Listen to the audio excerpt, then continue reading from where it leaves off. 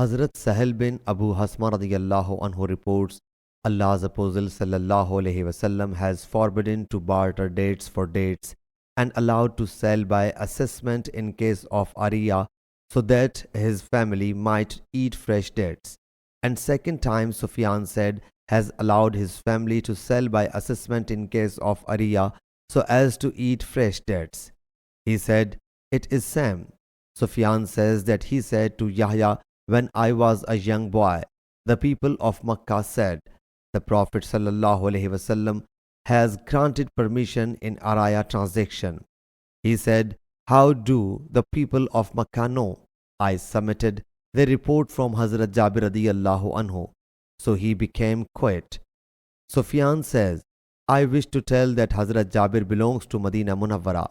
It was said to Sufyan, there is no prohibition to sell it before they get ripe. He said, no. Sahih Bukhari, Hadith number 2191.